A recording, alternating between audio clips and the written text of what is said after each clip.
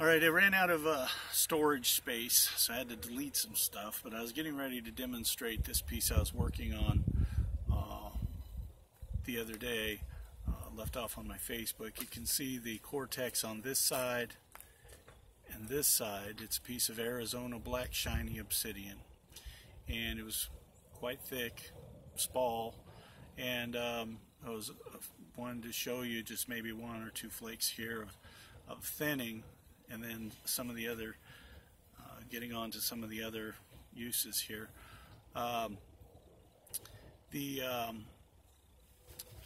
This fixed insert, I've got this piece as I was showing on the last video before it went off. Pick up where I left off there. So I was just getting ready to demonstrate. So you put this in your hand, and this is just one method. You'll see that this is just, bear with me, it's the tip of the iceberg for the things you're going to see. So in this method, you put the end here, holding it like this, and this is rested in the palm. Okay, and instead of hitting it up here, you're going to be hitting it back here, like so. And you can see now these are actually small in comparison to, you know, nice wide ones I get, but you can see how thin these are that are produced there.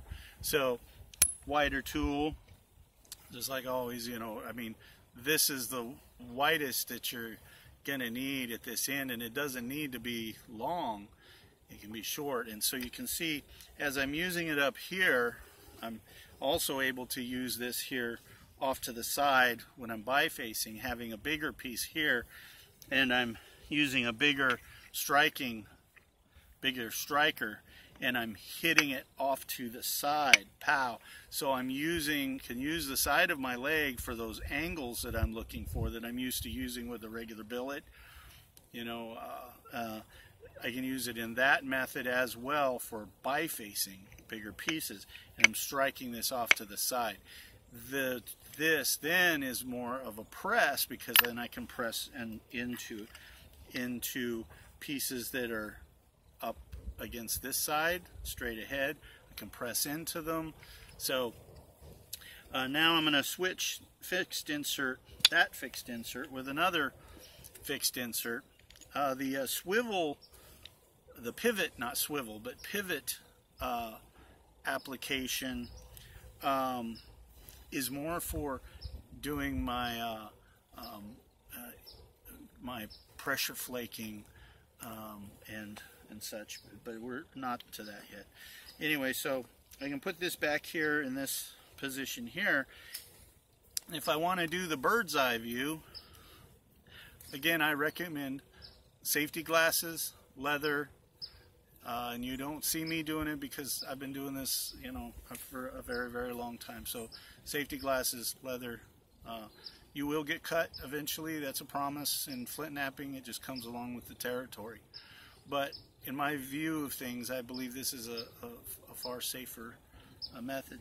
So in this method here, and if you've seen earlier when I was holding this, I was holding it like that to where you're able to rest the tool along here and you have this open area. You can also use, I'll show you this in a couple seconds here. So now I'm going to take this and I'm going to start on this, refining it into a point. So I've done the bifacing, done the thinning, and so now I can come up here and I can do the same thing. I'm going to switch to, and those tools there are also the tools that you can flip around and use for bifacing and all the other stuff. So I take this one here, and you're able to come along and just barely tapping. Same thing in the back, and you just look at to where you're wanting to either set up a platform or take flakes like this. And so That's what I'm doing here. Now you can go also along here. Nice thing with this, the beauty of it is, guess what? You're looking right down on it. You're not having an ishi stick where it's down, way down there that you can't see. You're having to set it there, plus put it down, guide it. No, you've got the bird's eye view right here. Also helps you on adjusting that angle that you want to have. Okay.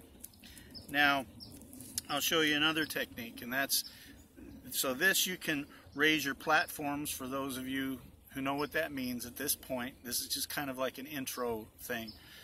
Who have experience, they'll know what that means. For those of you who are just starting, I'm going to walk you through all that. So right now it's just still kind of a demo stage of things. So we can do this, and we can also get some more of those thinning flakes if we want, by you just seeing what I just did.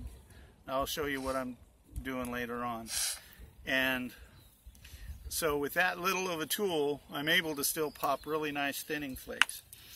But what I'm also able to do by varying the amount that I'm tapping this is I can raise my platforms, create my platforms all in this bird's eye view. Now, what I'm able to do also is bring it down here, and that's the method that we're all familiar with that are used to flint knapping, and I'll walk you through all this too, of using your fingers and those ridges that are in your fingers, but also utilizing different parts of the palm that aren't normally utilized in flint knapping. So here's an example of using those fingers like this. Again, those of you who are new to this, I recommend using leather protection, even though you're seeing me not you do that at this point, just for covering my butt, you know. So I put my thumb pressing against this, so I'm pressing the press into my abdomen. Okay, I'm pushing the platform right here that you can see, like the mountain peak right here. See that mountain peak? Okay, and then we got the valleys coming down here. I'm going to push that mountain peak into the bottom edge of that, and my thumb pushing this against here. The fingers are along that ravine that travels down that mountain peak. And we also call it a ridge line, down that ridge line.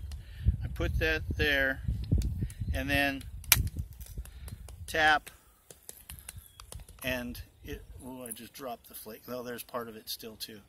And then it releases. And you can see how effective this process is.